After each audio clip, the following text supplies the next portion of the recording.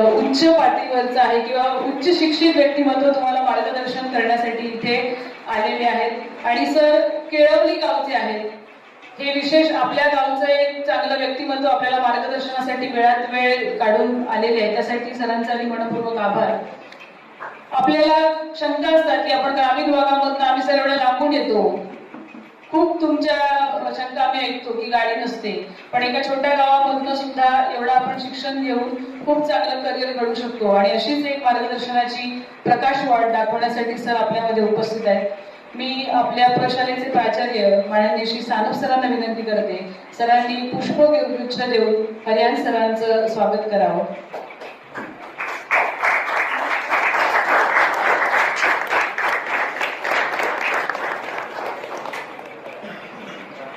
आणि विशेष म्हणजे प्रशालेचे हरियाण सर सगळ्यांना ओळखीचे आहेत, बरोबर ना? सरांचे ते बंधू आहेत, ही विशेष ओळख आहे सरांची.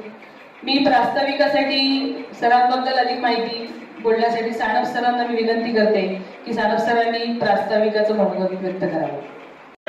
आपण एका छोट्याशा एक म्हण आहे, धबक्यातून बाहेर पडल्याशिवाय जग कसं आहे ते समजत नाही. आपल्याला फार तर खऱ्या आपलं गाव आपला परिसर याच्या व्यतिरिक्त फारशी माहिती नसते आणि अशा संपूर्ण समाजामध्ये जगामध्ये इतरत्र वावर असणारे व्यक्तिमत्व जर आपल्याकडे आली आणि त्याचे अनुभव त्यांनी शेअर केले, तुमच्याशी संवाद साधला, तर त्याचा परिणाम निश्चितपणे तुमच्यावर होऊन तुम्ही सुद्धा भविष्यकाळात एक चांगलं दिशा मिळून तुमचं आयुष्य चांगलं सुखकर करू शकता याच्यावरती आमचा विश्वास आहे.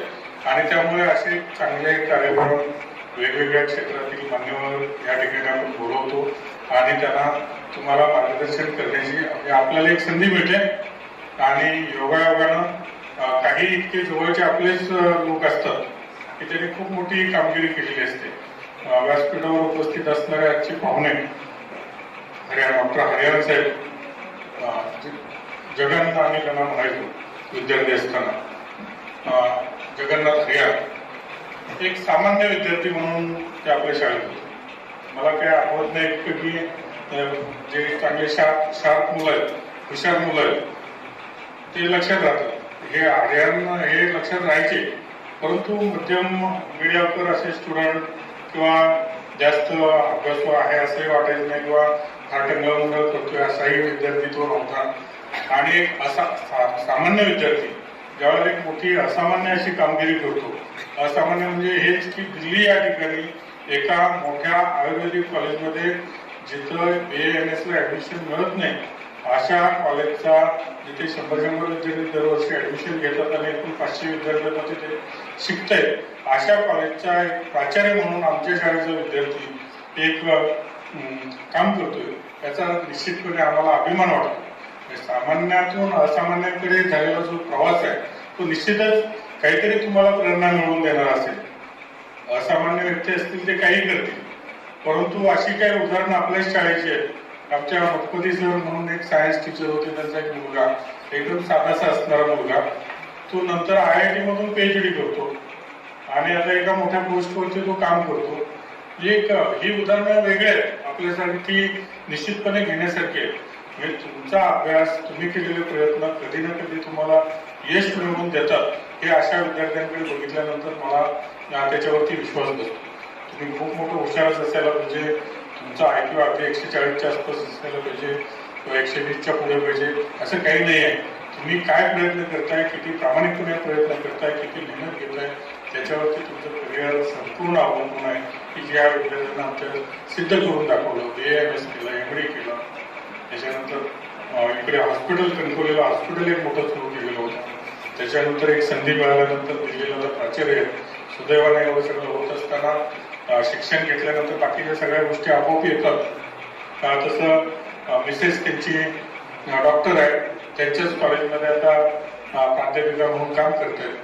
ह्या सगळ्या गोष्टींची शृंखला जर आपण विचारात घेतली तर त्याच्यामागे असणारे कष्ट, त्याच्यामागे असणारे प्रयत्न ते तुम्हाला दिशादर्शक ठरू शकतील या विश्वासातून त्यांना आज आपण इथे आपल्या प्रशालेत तुम्हाला मार्गदर्शन करण्यासाठी बोलवलेलं. जास्त काही मी इथे बोलणार नाही, सरांना पूर्ण संधी सरांना या ठिकाणी देणार आहे. आणि त्यांचे विचार त्यांचे अनुभव तुम्ही जरा समजावून ठेवले. कारण हे शिक्षण फक्त ह्या वर्गातल्या 4 भिंतीत नाही आहे कळत, तर जगाचे शिक्षण, जगाचं ज्ञान, जगाचे अनुभव हे जगातल्या लोकांकडून फिरून आलेले व्यक्तिमत्व आहेत, लोक आहेत ज्याने अनुभव घेतलेले आहेत. त्यांच्याकडून जर घेतले तर निश्चितपणे काहीतरी परिणाम होतो की जो आम्हाला दिसतो. आमचे सगळे विद्यार्थी मी नेहमीच सांगत असतो खूप मेंटली स्ट्रॉंग आहे. कितीही संकट आलं काही त्यांच्यावर परिणाम होत नाही. त्याचा परिणाम होत नाही म्हणजे काय, डगमगून जात नाही ते. किती दुःख वाटलं, मार्क कमी पडले काही वाटत नाही, मार्क खूप जास्त पडले तरी काही त्यांना विशेष वाटत नाही. मेंटली एखादा मोठा आघात झाला मानसिक तरी असं फार मोठं काही आत्महत्येसारखे विचार ते करत नाही. म्हणजे खूप जमेची बाजू तुमच्याकडे. आणि खऱ्या अर्थानं पोटेन्शियल जे आहे ते आपल्या ग्रामीण भागातच आहे. उद्या भविष्य काळात ग्रामीण भागातलीच मुलं चांगल्या ठिकाणी चांगल्या हुद्द्यावर आणि वेगवेगळ्या क्षेत्रात करिअर करण्यासाठी जाणार आहेत. त्यामुळे तुम्ही सरांचं मार्गदर्शन ऐकून भविष्य काळातील तुमची जी काही वाट आहे ती तुम्ही निश्चित करावी असं तुम्हाला आवाहन करतो आणि शांततेचं सहकार्य करून सरांचं मार्गदर्शन ऐकावं एवढी विनंती करतो आणि थांबतो. थँक्यू.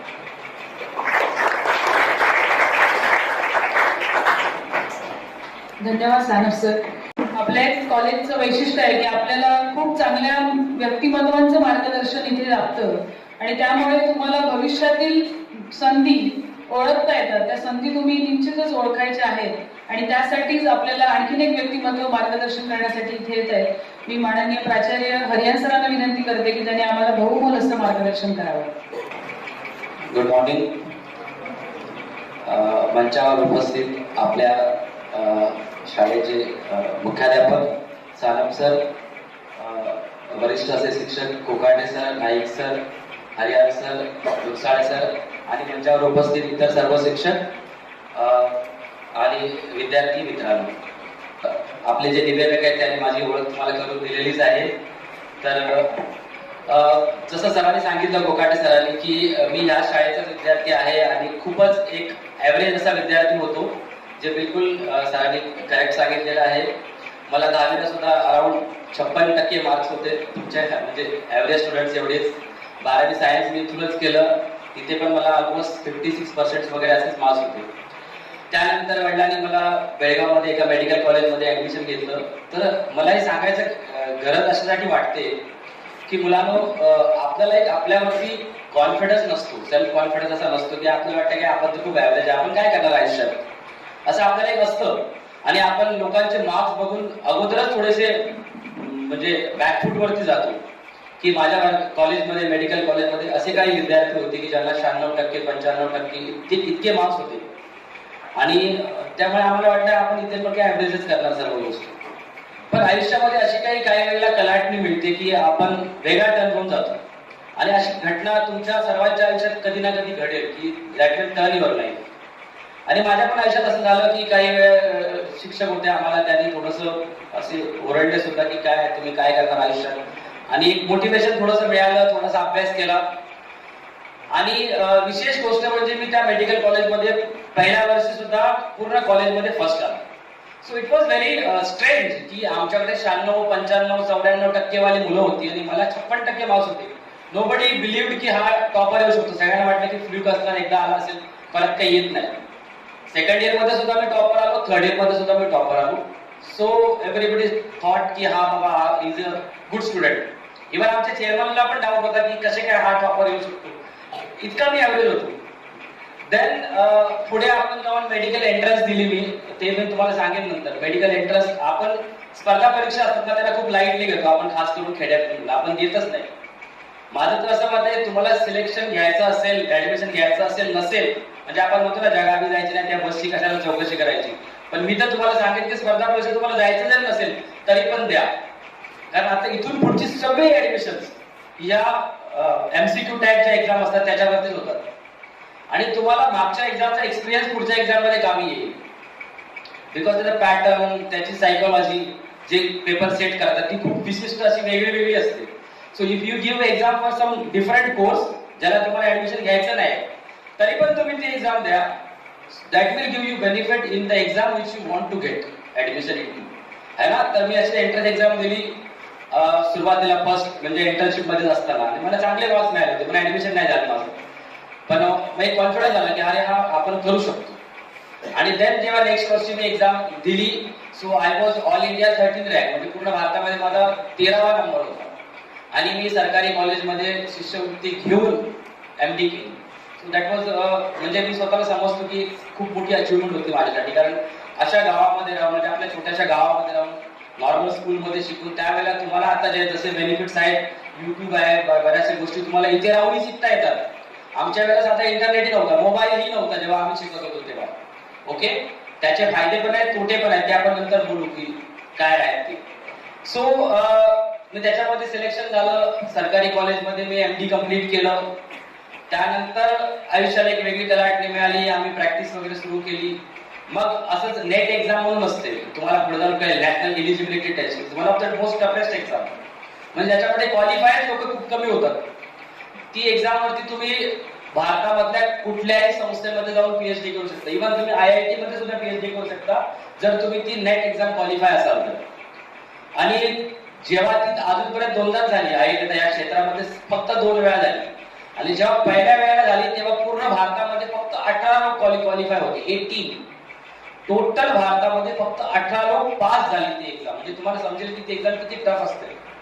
आणि आपल्यासारख्या लोकांकडनं ही अपेक्षा नाही की आपण हे करू, पण एक कॉन्फिडन्स होता की मी जर भारतामध्ये MDच्या एक्झाम मध्ये 13वा येऊ शकतो तर कदाचित मी एक्झाम पण पास करेल. सो मी ती एक्झाम दिली आणि त्या एक्झाम मध्ये 2017 साली मी पूर्ण भारतामध्ये 72वा येऊन 72 रँक माझी होती. आणि मी त्याच्यावरती आता PhD पण करत आहे. आता माझं 3 वर्ष PhD चे सुद्धा कम्प्लीट झाले. मला इथे हेच अजून सांगायचं आहे, सर बोलले की कधी कधी असं मला वाटतं की मी मान्यवरांना बोलून तुमच्यावरती अतिरिक्त नाही करते.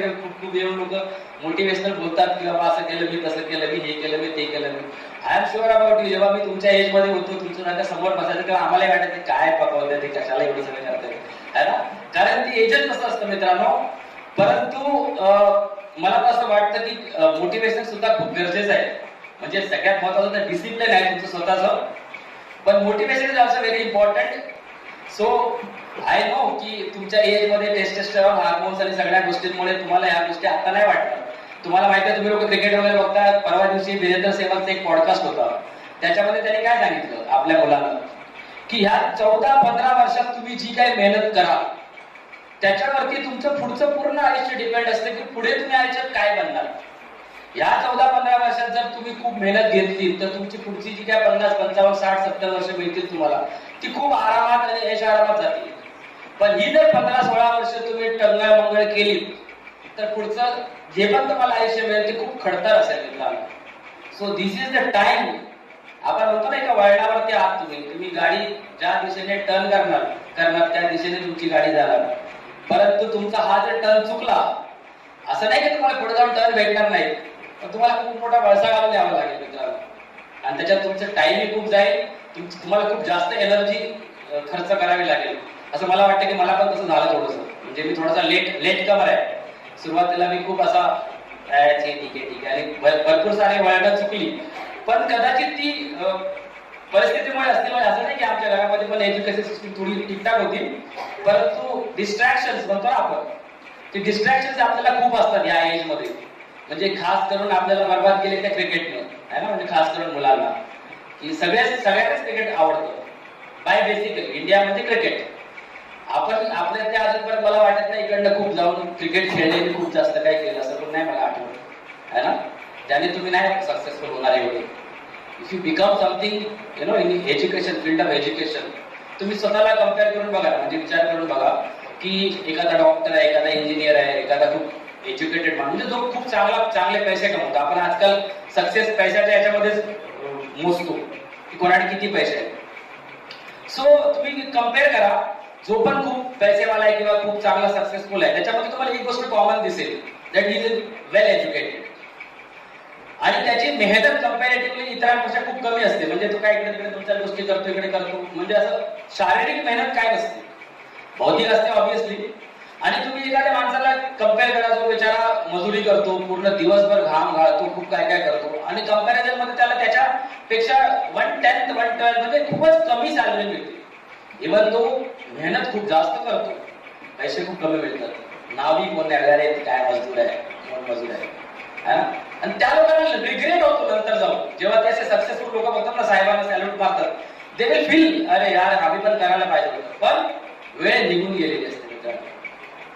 वेळ कालाय तस्मै नवा है ना, म्हणजे समय किसके लिए नहीं रुकता, कोणासाठी थांबत नाही है ना. You have to be in sync with the time, टाइमशी तुम्ही सिंक्राइज करायला पाहिजे, तरच तुम्ही आयुष्यामध्ये खूप सक्सेसफुल होणार. आणि हीच ती वेळ आहे मित्रांनो. याच्यापेक्षा जर तुम्ही जितका डिले करणार तेवढी तुमची प्रोग्रेस डिले होणार, तेवढा तुमचा सक्सेस लेट येणार. जेवढा तुम्ही ह्या एज मध्ये स्वतःला इम्प्रूव्ह कराल, सिद्ध कराल, तेवढं तुम्हाला पुढे जाऊन हे होईल. आता जसं सांगितलं, गावात राहून मी आज एक मोठ्या मेडिकल कॉलेजचा प्रिन्सिपल आहे. सो आय फील की ठीक आहे, आय हॅव अचीव्ह समथिंग. म्हणजे जर आपण त्या स्केलवरती मोजायला गेलो तर माझ्यासाठी खूप लोक आहेत ज्यांनी केले. बट टू बी इन ह्या एखाद्या छोट्याशा गावात राहून जिथे खूप कमी प्रमाणात रिसोर्सेस आहेत, to compete with the high standard people आपल्या लाईफ मध्ये, इट रिक्वायर्स समथिंग. हे आता म्हणजे आपल्याबद्दल स्वतः काय बोला, पण आय स्पीक 6 लँग्वेजेस. मी मराठी बोलतो चांगली, कन्नड बोलतो, तेलुगू बोलतो, हिंदी बोलतो, इंग्लिश बोलतो. So that is also very important. जेव्हा तुम्ही कम्युनिकेट करता इतर लोकांशी त्यांच्या लँग्वेज मध्ये, कालचीच गोष्ट आहे, आमच्याकडे ते बोरवेल खोदणारे लोक आले होते, दे आर फ्रॉम बेलगाव. मी त्यांच्याशी कन्नडमध्ये बोललो, तेव्हा विचारतात तुम्ही कुठचे आहे, मी इथलाच आहे. कसं शक्य आहे तुम्ही एवढी चांगली कन्नड बोलतो. सो ते प्रत्येक गोष्ट त्यांना पण मराठी चांगली येत होते, पण ते सगळ्या गोष्टी माझ्याशी कन्नडमध्ये कम्युनिकेट करत होते. सगळ्या आपल्या गोष्टी काय काय असतील ते दे विल फील की हा आपलाच माणूस आहे. तुम्ही नवीन नवीन गोष्टी शिका. तुम्ही असं नाही मला काय करायचं ते शिकून काय भेटणार आहे, वी नेव्हर नो. आता माझी फील्ड आहे, समजा माझी फील्ड मेडिसिन आहे, मला काय लँग्वेज इंग्लिश आली काय नाही आली काय काही फरक पडत नाही. मला मी माझ्या क्षेत्रात किती चांगला आहे, मला मी मेडिसिन कशी प्रॅक्टिस करतो, दॅट इज व्हॉट इम्पॉर्टंट. पण तुमच्याकडे समजा फॉरेनचा पेशंट आला, किंवा तुम्हाला तुम्ही केलेले रिसर्च मोठ्या लेवलवरती एक्सप्लेन करायचे आहे, you need a language, you need English language to explain them की तुम्ही काय केले. सो लँग्वेज तशी ज्ञानासाठी इम्पॉर्टंट नाहीये, परंतु ते घेतलेलं नॉलेज जे आहे ते तुम्हाला दुसऱ्यांसमोर शेअर करण्यासाठी यू रिक्वायर लँग्वेज. त्या दृष्टीने तुम्ही त्याला विचार करायला पाहिजे. तुम्हाला माहिती आहे की आपल्याला ज्ञानासाठी 3 गोष्टी खूप महत्वाच्या आहेत. एक असते धी, एक असते धृती, एक असते स्मृती. आता हे तुम्हाला नसेल माहित कदाचित, व्हॉट इज धी, व्हॉट इज धृती अँड व्हॉट इज स्मृती. धी म्हणजे तुमचा इंटलेक्चुअल, बौद्धिक क्षमता, okay, which is very important. धृती, धृती म्हणजे काय माहिती आहे तुम्हाला, आपण म्हणतो सतत विवेक बुद्धी, खरं काय खोटं काय, ठीक आहे ते काय, जे आपण डिसाईड करतो ना की बर्फ आहे म्हणजे तो थंड असेल, आपले प्रिज्युडिसल असतं की हे थंड असणार आहे, बर्फ आहे म्हणून, ते आपल्याला कशावर कळलं, दॅट इज धृती. आणि तिसरं असते स्मृती, दॅट इज युअर मेमरी. ठीक आहे, तर या 3 गोष्टी तुम्हाला तुमच्या लाईफ मध्ये खूप इम्पॉर्टंट असतात. बऱ्याच लोकांना नॉलेज असतं पण ते डिसिजन मेकिंग त्याच्याकडे नसते, त्यांना धृती नसते. He has got the knowledge की हे आहे, पण त्याला अप्लाय करणं ते माहित नसते. So there is no applicability. नुसतं नॉलेज करून फायदा नाही, you have to apply that knowledge to the real world. त्या वर्ल्ड मध्ये तुम्हाला ते अप्लाय करायला पाहिजे. ठीक आहे, नुसतं ज्ञान घेऊन फायदा नाही, जर तुमचं ते ऍप्लिकेबिलिटी नसेल तर तुम्हाला त्याचा काही फायदा होणार नाही. ठीक आहे. आणि स्मृती, स्मृती मेमरी, मेमरी बद्दल तुम्हाला काय माहिती आहे, व्हॉट इज मेमरी. मेमरी ही तुमच्या, आपण एखादी गोष्ट वाचली आहे, आपल्याला समजली, काही वेळेला आपण विसरतो है ना. विसरणे हा मनुष्याचा गुणधर्मच आहे, विसरतो. जी गोष्ट तुमच्या आत्म्याला समजली आहे ती गोष्ट तुम्ही कधी विसरत नाही. मेमरी ही तुमच्या आत्म्यावरती डिपेंड असते, your soul. So you have to teach each and everything to your soul. आणि त्याला मध्ये कनेक्टर असतो तुमचा माइंड. आता समजा तुम्ही इथे बसतात है ना, आपण म्हणतो पंच ज्ञानेंद्रिय, 5 ज्ञान घेण्याचे 5 इंद्रिय कोणती कोणती आहेत, शब्द, स्पर्श, रूप, रस, गंध. बरोबर आहे. म्हणजे एखादा स्मेल आला की तुम्हाला कळतं हा अमुक अमुक स्मेल आहे, दॅट इज अ नॉलेज. तुम्ही एखादी गोष्ट बघितली, तिकडनं येतो बैल येतो, तुम्हाला समजलं की तो बैल येतो. बरोबर आहे. तुम्ही एखादी गोष्ट ऐकली, डोळे बंद आहेत तरी मग तुम्हाला समजतं की मुलगा बोलतोय, मुलगी बोलते, कोण बोलते, काय बोलते. म्हणजे या 4-5 गोष्टी तुम्ही एखादी गोष्ट टच केलं की तुम्हाला कळते की काय आहे, थंड आहे, गरम आहे, काय आहे. तुम्ही एखादी गोष्ट टेस्ट केली की कळते की गोड आहे, आंबट आहे, खारट आहे. या 5 गोष्टी ज्याच्यामुळे तुम्हाला नॉलेज मिळतं. परंतु त्याच्यामध्ये कनेक्ट करायला एक कनेक्टर असतो, that is called as your mind. म्हणजे आता तुम्ही इथे उपस्थित आहात, तुमची सगळी ज्ञानेंद्रिय इथे आहेत, पण माइंड हे असं चंचल असतं, ते आता तुम्ही तुमच्या घरात बसून काय करताय काय माहिती, अशी परिस्थिती असते. So mind is the connector which connects all the senses to your soul, आणि मग तुम्हाला ज्ञान प्राप्ती होते. बऱ्याच वेळेला असं होतं की तुम्ही क्लासमध्ये बसलाय पण तुम्ही कनेक्टेडच नाहीये, तुम्ही काहीतरी दुसरा विचार करताय, तुमच्या कानावरती ते शब्द पडले परंतु तुम्हाला समजलं नाही. बिकॉज आपण जसं पिन लावली नाही, समजा एक कम्प्युटरला तुम्ही पिन लावली आणि जर ते स्विच ऑन नाही केलं तर नाही चालू होत ना, तसं आहे. That is your mind. So your mind is also should be connected. So जेव्हा पण तुम्ही क्लासमध्ये बसाल, always give importance that you are connected, आणि तुम्ही तुमचं माइंड तिथे फिजिकली अँड माइंड दोन्ही गोष्टी तुम्ही त्या ठिकाणी प्रेझेंट असाल. So that is also very very important. ठीक आहे. अजून काय म्हणतो आपण आपण एखाद्याचा सक्सेस कशावरती डिसाईड करतो की मार्क्स वरती, की त्याला चांगले मार्क्स आहेत, ही सक्सेसफुल. Not necessary. स्वतः माझं एक्झाम्पल तुम्हाला दिलंय, मला फक्त 56% मार्क्स होते. आय फील की पुढे जाऊन मी थोडा कव्हर केला आणि अजून काही गोष्टी केल्या. सो ते आता तुम्हाला मी सांगत होतो धी धृती स्मृती. जेव्हा तुम्ही एंट्रन्स एक्झाम द्याल ना, तर त्याच्यामध्ये तुम्हाला जी धृती आहे ती खूप इम्पॉर्टंट आहे. कारण आहे ना, त्याच्यामध्ये क्वेश्चन असे असतात की तुम्हाला माहिती आहे त्याचे आन्सर, फक्त त्याने विचारले वेगळ्या प्रकारे असते. सो त्यावेळेला त्या गोष्टीला अप्लाय करून तुम्ही त्याचं तसं करेक्ट आन्सर देणं हे तेवढंच महत्वाचं आहे. तुम्हाला नॉलेज आहे, धी आहे, स्मृती जी आहे, तुम्हाला आठवत आहे, पण तुम्ही त्या ठिकाणी अप्लाय नाही करू शकत. कधी कधी प्रश्न विचारतात which amount following is not the so and so, म्हणजे हे नाही आहे असं निगेटिव्हली प्रश्न विचारतात. तुम्हाला ते काय आहे ते माहित असते, तुम्ही तो पूर्ण प्रश्न वाचत नाही, अच्छा हे विचारले मला माहिती आहे आपण काय, आणि आपण डायरेक्ट आन्सर लिहितो आणि नंतर कळतं आहे हे त्याने वेगळ्या प्रकारे विचारलं होतं. सो धृती is also very very important aspect. ठीक आहे. बाकी तुम्हाला मी मगाशी म्हटलं की मोटिवेशन तुम्हाला अशी छोटी छोटी येत जातील, म्हणजे असं कोणतरी मोटिवेटर घ्या तुम्हाला मोटिवेशन देऊन जाईल, त्याने तुमचं काम होणार नाही. You need to have a discipline. Discipline जेव्हा तुम्हाला असेल तरच तुम्ही त्या मोटिवेशनला पॉझिटिव्ह घेऊ शकता. आज बऱ्याच वेळेला आपण बघतो ना 31 नंतर 1 जानेवारीला सगळे लोक जिम मध्ये असतात.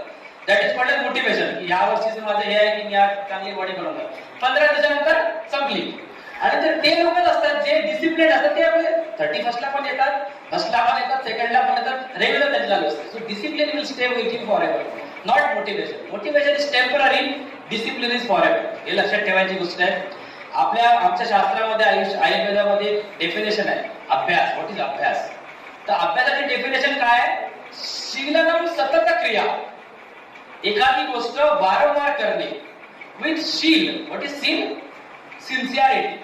मध्ये आपण झाकीर हुसेन साहेबांचा एक व्हिडिओ बघितला, त्याच्यात त्याने सांगत होते की मला एक राग वाजत असेल तर मी एक शेंगदाणे घ्यायचो, म्हणजे एका बॉल मध्ये भरलेले शेंगदाणे, एक खाली असायचं.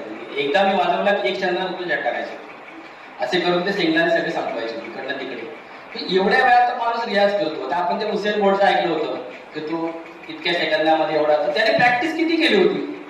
जेवढा पळा आपल्याला तेवढं दिसतं की तो किती पळाला आणि त्याला किती गोल्ड मेडल मिळाले, पण त्याच्या मागे त्याने किती प्रॅक्टिस केली होती याचा आपण कधी विचार करत नाही. आपण फक्त सक्सेस बघतो. हा सचिन तेंडुलकर सक्सेसफुल भारतरत्न मिळाला, अरे पण त्याने प्रॅक्टिस कधीपासून केली याचा आपण कधी विचार करत नाही. You have to see. त्या गोष्टी सुद्धा तुम्हाला बघायला पाहिजे. तुम्ही स्वतःला इम्प्रूव्ह करायचा प्रयत्न करा, दुसऱ्याकडे बघून नको त्याने हे केलं हे केलं नाही. You see your self first, की मी काय करू शकतो. ठीक आहे. तुम्ही असा प्रयत्न करा की कालच्या पेक्षा उद्या बेटर होईल. यू कम्पेअर युअर सेल्फ की मी काल काय होतो, मी आज काय. जर तुम्ही कालच्या पेक्षा आज बेटर झालात तर तुम्ही नक्कीच चांगल्या मार्गाने चाललात. तुम्ही कालच्या सारखेच आहात, काही फायदा नाही. तुम्ही कालच्या पेक्षा अजून बेकार झालात तर अजून वर्ष कंडिशन आहे. You have to compare yourself with yesterday's you. काल मी कसा होतो त्याच्याशी तुम्हाला कम्पेअर करायला पाहिजे. आणि या सगळ्या गोष्टीसाठी तुम्हाला हेल्थी तेवढीच महत्वाची आहे. नुसता अभ्यास करून पण चालणार नाही. You have to be healthy as well. Healthy mind, healthy body is very very important. तरच तुम्ही बाकीच्या गोष्टी अचीव्ह करू शकता. ठीक आहे. तर बाकी अजून बोलण्यासारखं तसं भरपूर आहे. तुम्हाला पण जास्त डिले नको व्हायला पाहिजे. So I can say certain few things की आपण काय करतोय. सगळ्यात मोठी मिस्टेक काय करतो माहितीये का? आपण त्याच कोर्सकडे जातो जिकडे सगळे लोक चालले. काय बाबा सायन्स वाले आहे, त्याला विचारलं काय करणार, इंजिनियर होणार नाही तर डॉक्टर होणार, बस. We don't know any other pathy other than this engineering and medicine. तुम्हाला सांगतो, पूर्वी अशी गोष्ट होती आपल्या पॅरेंट्सच्या वगैरे वेळेला, लिमिटेड लोक अभ्यास करायचे, लिमिटेड लोक शिकायचे.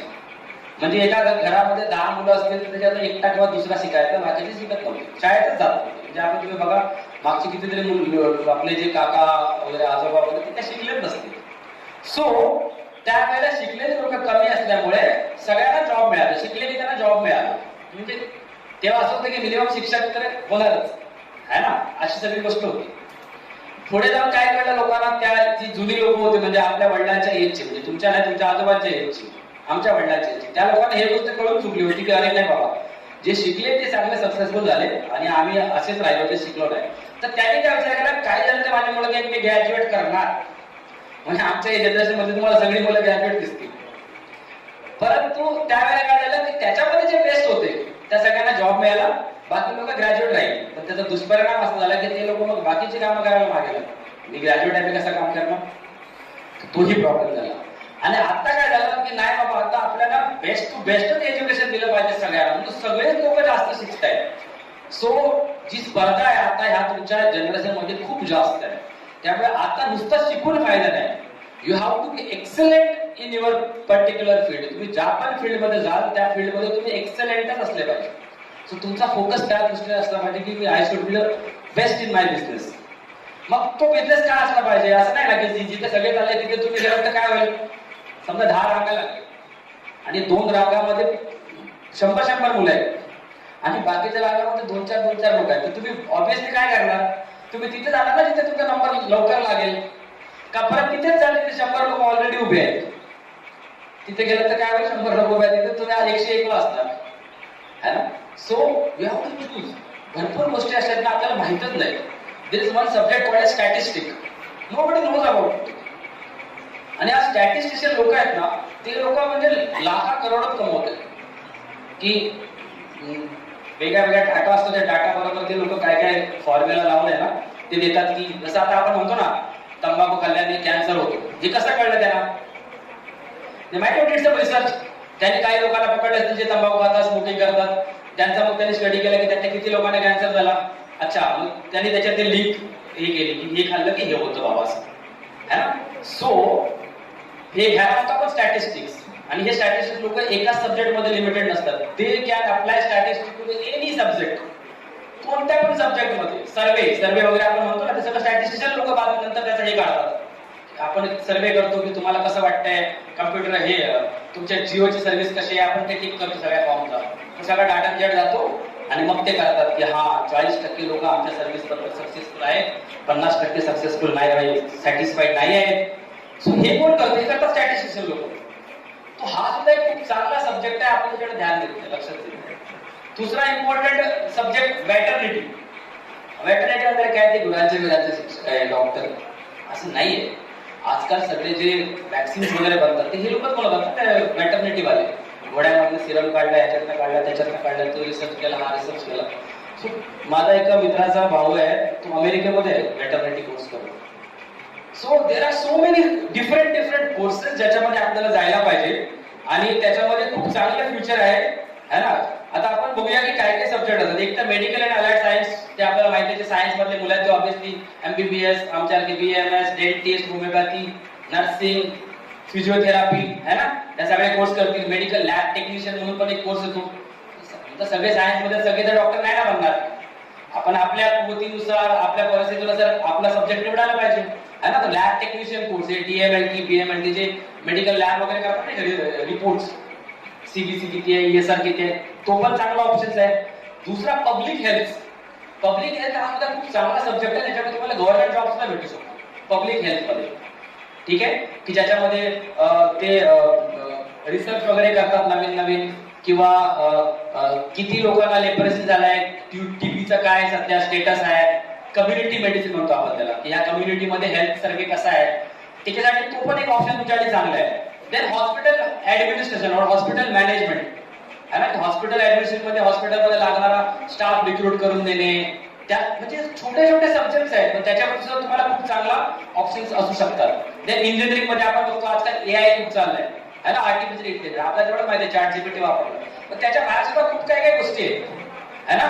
तर ते गोष्टी आहेत. रोबोटिक्स आहेत, रोबोटिक्स ऑल्सो गुड सायन्स आहे ना, एरोस्पेस इंजिनिअरिंग आहे, नॅनो टेक्नॉलॉजी. आता पुढचं सगळं बऱ्यापैकी मेडिसिन मध्ये सुद्धा नॅनो टेक्नॉलॉजी येणार आहे. I know you are very young to understand all this, पण असं पण नाही तुम्ही आता 12वी मध्ये आहे ना, 11वी 12वी मध्ये आहे, तर तुम्हाला ह्या गोष्टी समजल्या पाहिजे. तुमचा ऍटिट्यूड असा असला पाहिजे, काय पापत किती वेळ झाला पास करा जायचं गाडी आहे ना, जाणार आहे तुम्हाला जास्त परेशान नाही करणार नाही. ठीक आहे.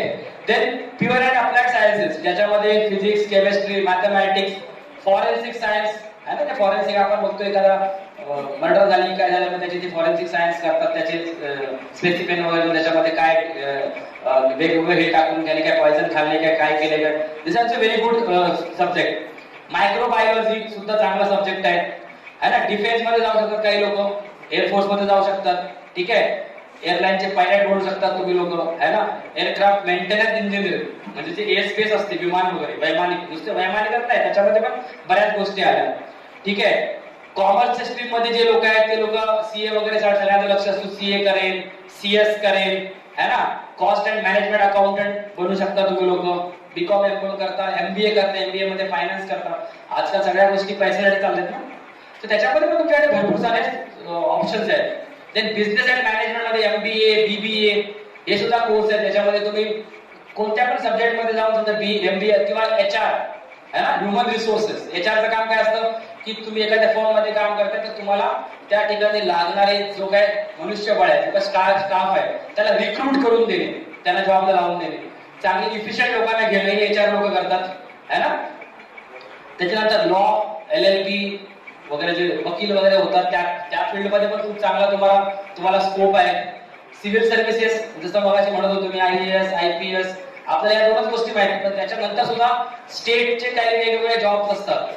बऱ्याच वेळेला एम्प्लॉयमेंट न्यूजपेपर मध्ये जॉबच्या सगळ्या गोष्टी येतात आणि आपण बघतो आपली इलिजिबिलिटी आहे का, तर त्या हिशोबात सुद्धा आपण बऱ्याच गोष्टी प्रिपेअर करू शकतो.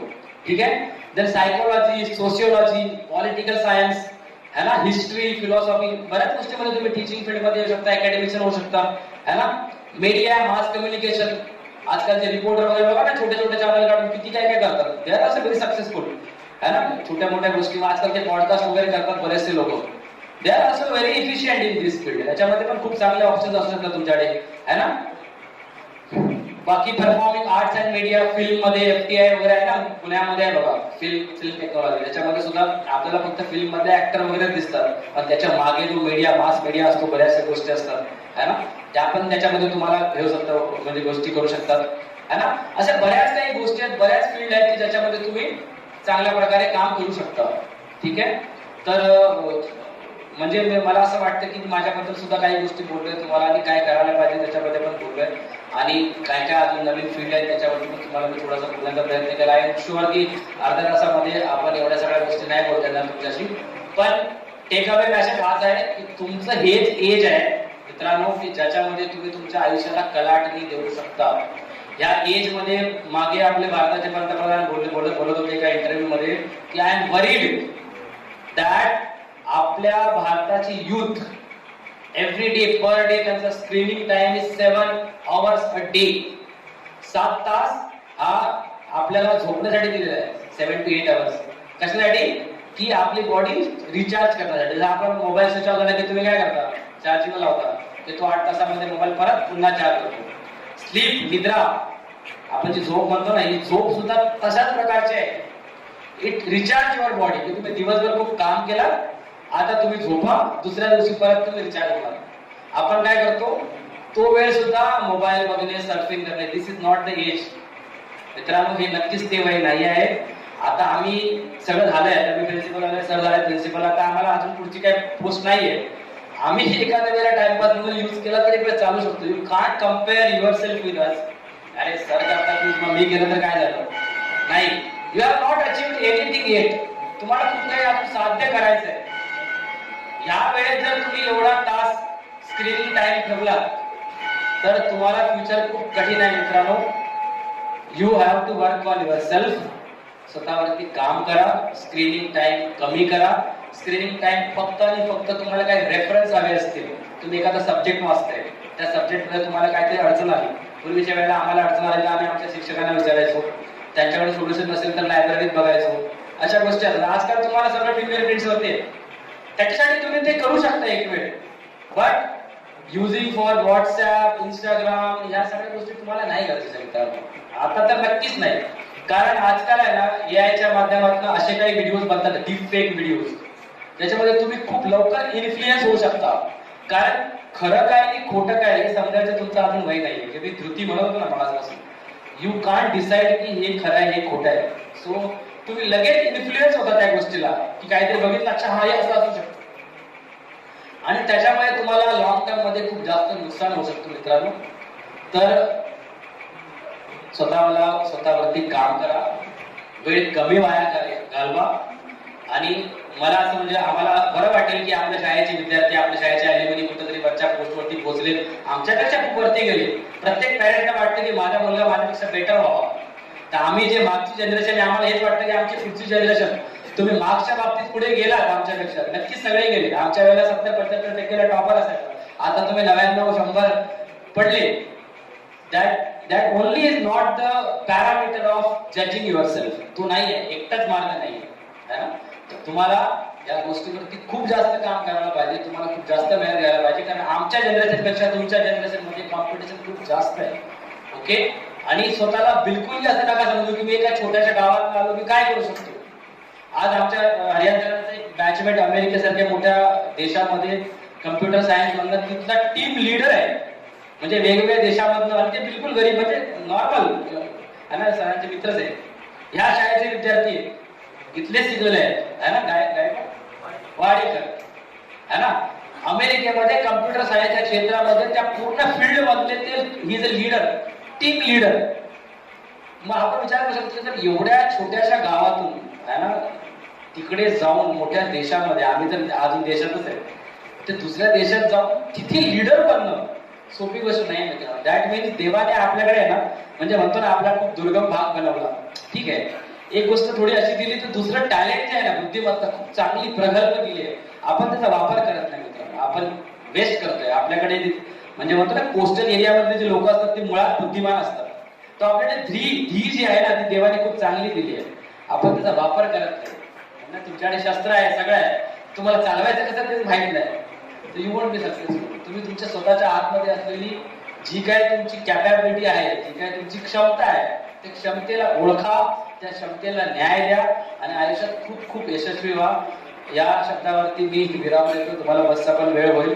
मी शाळेचे प्राचार्य सानप सर यांनी मला संधी दिली त्याबद्दल मी त्यांचा आभारी आहे. आणि सर्व शिक्षकांना सर्वांचा मी आभारी आहे. मित्रांनो तुमचा सुद्धा आभारी आहे की तुम्ही अर्धा पाऊण तास माझं बोलणं ऐकून घेतलं. ठीक आहे. आय होप की तुम्हाला फ्युचरमध्ये त्याचा 1% जरी बेनिफिट झाला, एक जरी याच्यातला उठून कोणतरी चांगला यशस्वी झाला आणि मला कधीतरी भेटला की सर तुम्ही मला ते बोललं, मी थोडा इन्स्पायर झालो आणि मी चेंज झालो. So thank you very much. Thank you.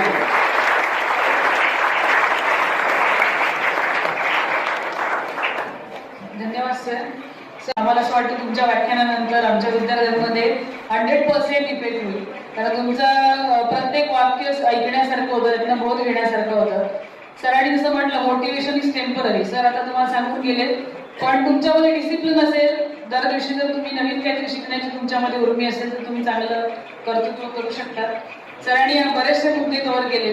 त्यांनी त्याच्यामध्ये त्यांना असं सांगायचंय की शांततेच्या काळामध्ये तुम्ही जर चांगली मेहनत घेतली तर युद्धाच्या काळामध्ये तुम्हाला कमी रक्त सांडावं लागेल.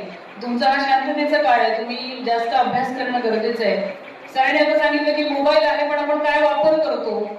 तर सर आम्ही सुरुवात केली. आता मी एक वर्गामध्ये जर प्रयोग केला होता की लवाद कलर शोधून आणा तुम्ही, म्हणजे मोबाईलमध्ये तुम्ही काय शोधलं पाहिजे, पण त्यांचं जर प्रमाण फक्त 20% आढळलं की मुलांनी 20% सर्च करून आले, बाकीचे आम्ही विसरलो. पण मोबाईल त्यांनी त्या दिवशी खूप वापरला होता. मग आम्ही कन्सेप्ट बाबा तुम्ही ही कन्सेप्ट शोधून आणा, मग निदान मोबाईलचा वापर आपण कशासाठी करायचा आहे याची आम्ही सुरुवात जर केली आहे तो प्रयोग किती यशस्वी होतो ते बघूया. अशा सरांकडनं आम्हाला खूप सरांनी तुम्हाला सांगितलं हेल्दी माइंड आणि हेल्दी बॉडी. मला वाटतं हेल्दी माइंड तुम्ही जर मोबाईल बाजूला ठेवून अभ्यासाकडे जास्त लक्ष दिलं आणि सरांनी जर मार्गदर्शन केलं त्याप्रमाणे तुम्ही करिअरच्या वाटा शोधल्या तर निश्चित त्याचा उपयोग होईल. मी कार्यक्रमाच्या शेवटच्या टप्प्याकडे वळते आणि शेवटचा टप्पा म्हणजे आभार प्रदर्शन. आणि आभार प्रदर्शनासाठी आपल्या प्रशालेच्या कॉलेजच्या प्राध्यापिका सौ महेंद्र मॅडम यांना विनंती करते की त्यांनी आभार प्रदर्शन आणि कार्यक्रमाची सांगता करावी. ऋणी आहोत आम्ही आपले ऋणी आहोत आम्ही आपले देतो शब्द सुमनांचा उपहार. ऋणी आहोत आम्ही आपले देतो शब्द सुमनांचा उपहार. अनमोल वेळ दिलात आम्हांसाठी, अनमोल वेळ दिलात आम्हांसाठी. आज मानतो आपले आभार, आज मानतो आपले आभार. आज आपल्या कॉलेजने खास तुमच्यासाठी एक खास आपल्यातीलच विद्यार्थी जे इथे शिकले आणि तुमच्यासाठी जे आदर्शवत आहेत की ज्यांच्याकडून तुम्ही आदर्श घ्यावात असे एक उत्तम असे वक्ते म्हणजेच डॉक्टर हरियान सर आज आपल्याला वक्ते म्हणून मिळाले आणि त्यांनी आपल्याला खूप छान असं मार्गदर्शन केलेलं आहे. तुम्ही आता ज्या परिस्थितीत आहात म्हणजे तुमची घरची परिस्थिती असो, तुमची शारीरिक परिस्थिती असो किंवा शैक्षणिक परिस्थिती असो, कुठल्याही परिस्थितीत राहून माणूस कसा मोठा होऊ शकतो याचं एक ज्वलंत उदाहरण तुम्हाला तुमच्याच गावातील डॉक्टर हरियान सरांकडून घेण्यासारखं आहे. आणि मला खात्री आहे की तुम्ही सगळेच खूप हुशार आहात, अभ्यासही करता आहात. फक्त एक ठिणगी जी म्हणतो ना आपण ती पेटली पाहिजे आणि त्याच्यातून जी ज्वाला उत्पन्न होते ती झाली पाहिजे. आणि त्याच्यासाठीच आपलं कॉलेज काय करतं, सतत वेगवेगळं मार्गदर्शन तुम्हाला देण्याचा प्रयत्न करतं आणि त्याच्यातूनच तुम्ही मार्गदर्शन घेऊन आजच्या कार्यक्रमातून एखादा जरी विद्यार्थी आपला इन फ्युचर इथे येऊन सरांसारखा वक्ता म्हणून बोलला तर ह्या आजच्या कार्यक्रमाचं काय म्हणतो आपण सार्थक झाल्यासारखं होईल असं मला वाटतं. त्यासाठी सगळ्यात महत्त्वाचे मी आभार मानते डॉक्टर हरियान सर यांचे. त्यांनी वेळात वेळ काढून आपल्याला मार्गदर्शन केलं, खूप खूप आभार. तसेच त्यांना इथे आणण्यासाठी प्रोत्साहन दिलं ते म्हणजे आपल्या शाळेचे सेकंडरीचे शिक्षक हरियान सर आणि सगळ्यात महत्त्वाचे म्हणजे आपले मुख्याध्यापक सानप सर यांचे मी खूप खूप आभार मानते. तसेच व्यासपीठावर उपस्थित सर्व शिक्षक आणि तुम्ही सर्व सगळ्यात महत्त्वाचं खूप शांतपणे ऐकून घेतला आणि नुसतं ऐकून नाही, तुम्ही ते तुमच्या जीवनात काय करणार, सरांनी सांगितलेल्या मार्गदर्शनाचा वापर करून यशस्वी होणार आहात. त्यासाठी तुम्हा सगळ्यांचाही खूप खूप आभार. थँक्यू.